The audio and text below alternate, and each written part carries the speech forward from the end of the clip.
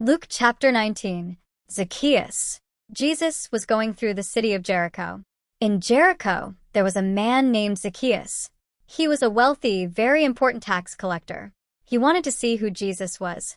There were many others who wanted to see Jesus too. Zacchaeus was too short to see above the people.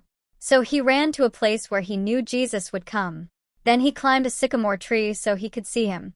When Jesus came to where Zacchaeus was, he looked up and saw him in the tree. Jesus said, "Zacchaeus, hurry. Come down. I must stay at your house today." Zacchaeus hurried and came down. He was happy to have Jesus in his house. Everyone saw this.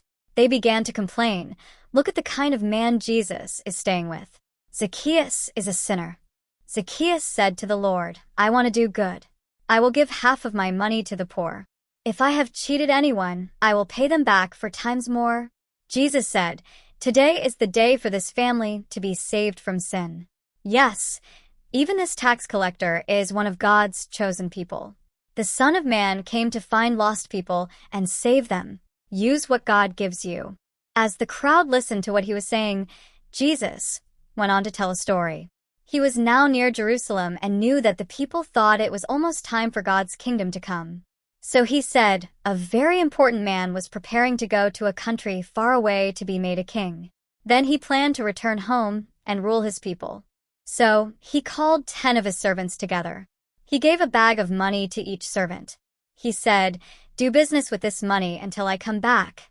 But the people in the kingdom hated the man. They sent a group to follow him to the other country. There they said, "We don't want this man to be our king." But the man was made king. When he came home, he said, "Call those servants who have my money. I want to know how much more money they earned with it." The first servant came and said, "Sir, I earned 10 bags of money with the 1 bag you gave me." The king said to him, "That's great. You are a good servant. I see that I can trust you with small things. So now I will let you rule over 10 of my cities." The second servant said, "Sir, with your 1 bag of money, I earned 5 bags." The king said to this servant, "You can rule over 5 cities." Then another servant came in and said to the king, "Sir, here is your bag of money. I wrapped it in a piece of cloth and hid it. I was afraid of you because you are a hard man. You even take money that you didn't earn and gather food that you didn't grow." Then the king said to him, "What a bad servant you are. I will use your own words to condemn you. You said that I am a hard man. You said that I even take money that I didn't earn and gather food that I didn't grow. If that is true, you should have put my money in the bank. Then, when I came back, my money would have earned some interest." Then the king said to the men who were watching, "Take the bag of money away from this servant and give it to the servant who earned 10 bags of money." The men said to the king, "But sir, that servant already has 10 bags of money." The king said, "People who use what they have will get more. But those who do not use what they have will have everything taken away from them. Now where are my enemies? Where are the people who did not want me to be king? Bring my enemies here and kill them. I will watch them die." Jesus enters Jerusalem like a king. After Jesus said these things, he continued traveling toward Jerusalem. He came near Bethphage and Bethany, towns near the hill called the Mount of Olives.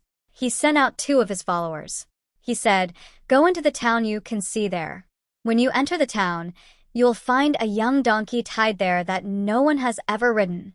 Untie it and bring it here to me. If anyone asks you why you are taking the donkey, you should say, 'The master needs it.'" The 2 followers went into town. They found the donkey exactly like Jesus told them. They untied it, but its owners came out. They said to the followers, "Why are you untying our donkey?" The followers answered, "The master needs it." So the followers brought the donkey to Jesus. They put their coats on its back. Then they put Jesus on the donkey. He rode along the road toward Jerusalem. The followers spread their coats on the road before him.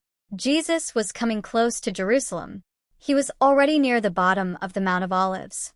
The whole group of followers was happy. They were very excited and praised God. They thanked God for all the powerful things they had seen. They said, "Welcome. God bless the King, who comes in the name of the Lord. Peace in heaven and glory to God." Some of the Pharisees said to Jesus, "Teacher, tell your followers not to say these things." But Jesus answered, I tell you, if my followers didn't say them, these stones would shout them. Jesus cries for Jerusalem. Jesus came near Jerusalem. Looking at the city, he began to cry for it and said, I wish you knew today what would bring you peace. But it is hidden from you now. A time is coming when your enemies will build a wall around you and hold you in on all sides. They will destroy you and all your people. Not one stone of your buildings will stay on top of another. All this will happen because you did not know the time when God came to save you. Jesus goes to the temple. Jesus went into the temple area. He began to throw out the people who were selling things there.